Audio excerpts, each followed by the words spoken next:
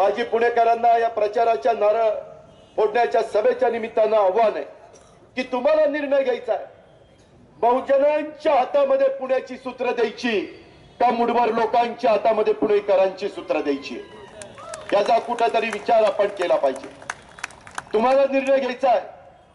गुंडांचा पक्ष म्हणून ज्यांची ओळख झाली, मी म्हणत नाही, स्वतः उद्धव ठाकरे म्हणतात हे गुंडांचे मुख्यमंत्री आहे, अशांच्या हातामध्ये पुण्याची सूत्र द्यायची का पवार साहेबांच्या सारख्या राष्ट्रीय नेत्याच्या मार्गदर्शनाखाली काम करणारा हा आमचा जो राष्ट्रवादी काँग्रेस पार्टीचे उमेदवार आहेत त्यांच्या हातामध्ये सूत्र द्यायची, त्याच्यामध्ये दलाली करणाऱ्यांच्या हातामध्ये सूत्र द्यायची का पुणेकरांचा योग्य पद्धतीचा विचार आणि पुणेकरांना योग्य रस्त्याने नेणाऱ्या राष्ट्रवादी काँग्रेस पार्टीच्या हातामध्ये सूत्र द्यायची.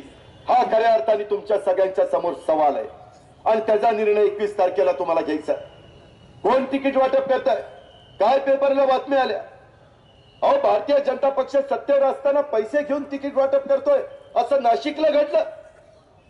या पद्धतीची अवस्था, आज महागाई वाढलेली, आज इंधनाच्या किमती वाढतात, आज माझ्या तरुणाला तरुणीच्या हाताला रोजगार नाही.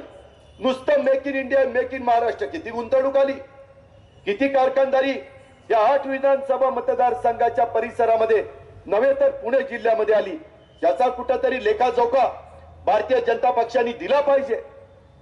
आज कामगार विरोधी धोरण भारतीय जनता पक्ष त्या ठिकाणी घेत आहे. त्यांचीच रोजीरोटी निघून जायला लागलेली आहे. नवीन लोकांना तर नोकऱ्या मिळणं दुरापास्त झालेलं आहे. कायदा सुव्यवस्थेचा 3 तेरा वाजलेले, प्रशासनावर वकूफ यांचा राहिलेला नाहीये. पोलीस यंत्रणा एवढा राजकीय हस्तक्षेप चाललेला आहे की न सांगितलेलं बरं, त्याचा उल्लेख माझ्या आधीच्या वक्त्यांनी केला. संपूर्ण निवडणुकीची यंत्रणा ही स्वतःच्या उमेदवारांच्या पक्षाच्या करता राबवण्याचा केबिलवाना प्रयत्न हा भारतीय जनता पक्षाचा चाललेला आहे. हे नाकारते सरकार आल्यापासून 2 वर्षामध्ये 8,000 शेतकऱ्यांनी आत्महत्या केलेल्या आहेत. तरी देखील या सरकारला जाग येत नाही. निवडणुका जवळ आल्या, उत्तर प्रदेशमध्ये सांगितलं की आमचं सरकार येऊ द्या, आम्ही शेतकऱ्यांना कर्जमाफी देतो, आम्ही त्या ठिकाणी शेतकऱ्यांना 0% व्याजाने कर्ज देतो. का महाराष्ट्रातल्या निवडणुका झाल्या, महाराष्ट्रातल्या शेतकऱ्याला गरज नाही, महाराष्ट्रातल्या शेतकऱ्याला तो आत्महत्या करतोय त्याकरता त्याला कर्जमाफी का नाही, त्याला 0% व्याजाने त्या ठिकाणी कर्ज का नाही, याचा विचार काही करत नाही. योग्य वेळ आल्यानंतर करू.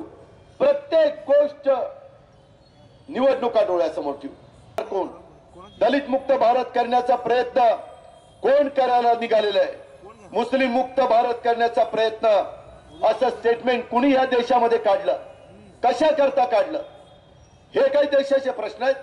अहो आपण सगळेजण भारतीय आहोत, आपण सगळेजण पुणेकर आहोत. त्याच्यामुळं समाजामध्ये अंतर पाडून तुमचा माझा विकास होऊ शकत नाही, हे जगामध्ये सिद्ध झालेलं आहे. मायावतींची तुलना वारांगणेशी करणारे हे भारतीय जनता पक्ष. अरे आपण महिलेला मातेच्या स्वरूपामध्ये, भगिनीच्या स्वरूपामध्ये, मुलीच्या स्वरूपामध्ये बघतो आणि एक मायावती आमच्या मागासवर्गीय समाजाची एक भगिनी, ती त्यांचा विचार मांडते, त्यांची भूमिका पटवून देण्याचं काम करते. या भारतीय जनता पक्षाच्या नेत्यांना काही लाज काही वाटत नाही, काही शरम वाटत नाही की मायावतीची तुलना वारांगणेशी करतायत ही लोक. ही त्यांची संस्कृती, ही त्यांची पद्धत